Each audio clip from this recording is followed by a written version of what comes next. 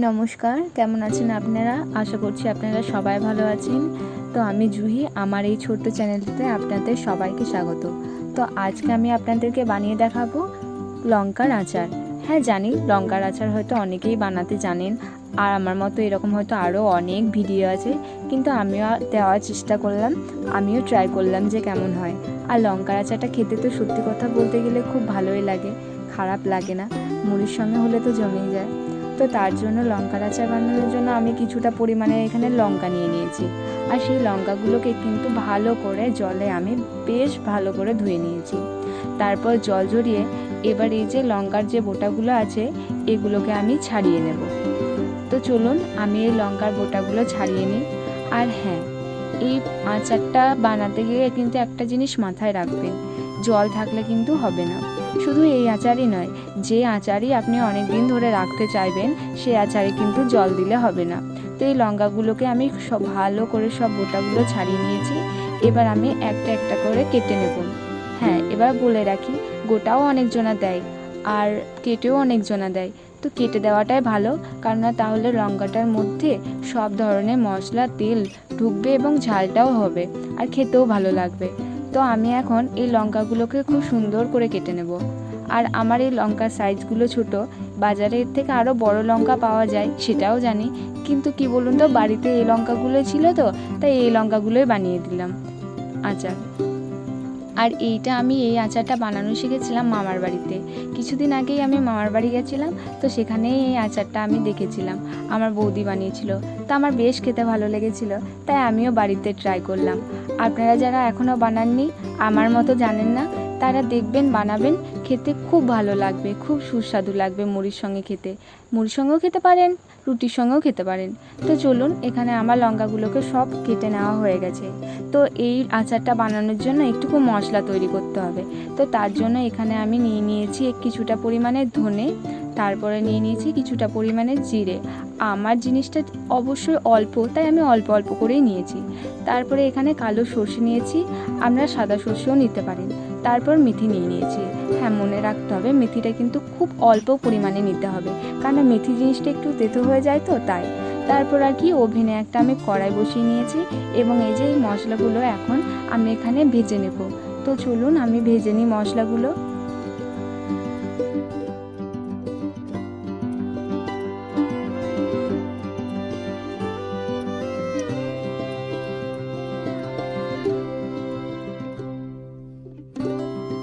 আর হ্যাঁ, এই মশলাগুলো কিন্তু খুব লো ফ্লেমে ভাজতে হবে। বেশি একটুকু যদি তাপ দিয়ে দেওয়া হয় না, তাহলে মশলাগুলো কিন্তু পুড়ে যাবে আর খেতেও ভালো লাগবে না, তেতো তেতো হয়ে যাবে।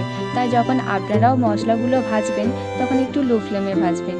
আর এই যে আমার মশলাটা ভাজা হয়ে গেছে, দেখুন লাল হয়ে গেছে হালকা, আর মশলাগুলো ফুটতে লেগেছিল, মানে যেগুলো আমি দিয়েছিলাম।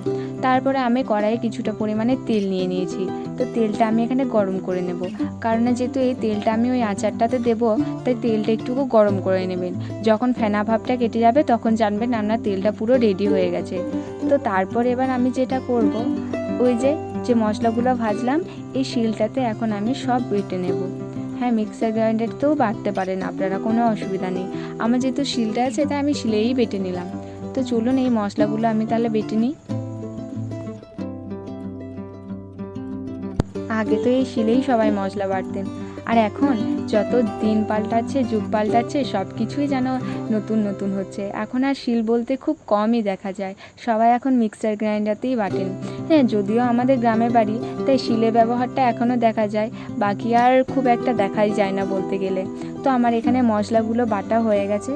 তো তারপর আমি যেটা করবো, এই মশলাগুলোতে একটা প্লেটে নিয়ে নিয়েছি, তারপর একটা পরিষ্কার বাটি নিয়ে নিয়েছি। পরিষ্কার বাটিতে ওই যে গরম করে যে তেলটা ছিল সেটা যখন হালকা ঠান্ডা হয়ে যাবে, খুব একটা যখন গরম থাকবে না, তখন আর একটা বাটিতে নিয়ে নেবেন। এবং তারপরে যে কেটে রেখেছিলাম ওই যে লঙ্কাগুলো, ওগুলো তেলের মধ্যে দিয়ে দেবেন। তারপরে ওটার মধ্যে কিছুটা লবণ দিয়ে দেবেন, যেমন আপনারা লবণ খেতে চান সেরকমই দেবেন। তারপরে হালকা পরিমাণ হলুদ দেবেন, খুব একটা বেশি দেবেন না।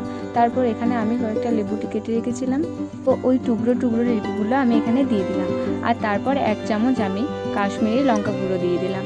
এতে করে কি হবে বলুন তো, ওই যে আচারের রঙটা ভালো হবে।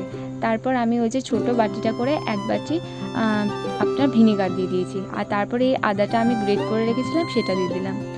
আর হ্যাঁ, এই মশলাটা তো আপনারা বুঝতেই পারছেন, হ্যাঁ সেই মশলাটা, হ্যাঁ ওই মশলাটা এখানে এবার দিয়ে দিতে হবে।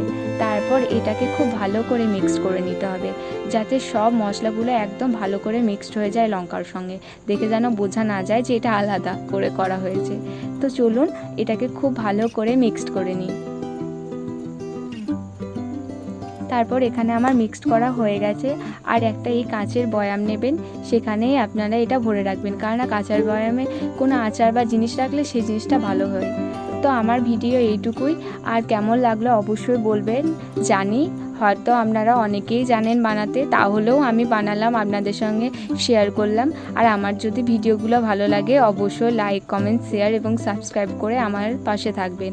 ও হ্যাঁ, আর একটা কথা তো বলতে ভুলেই গেছি, এই আচারটা বেশ কয়েকদিন আপনারা রোদে দিয়ে দেবেন, প্রায় 7-8 দিন।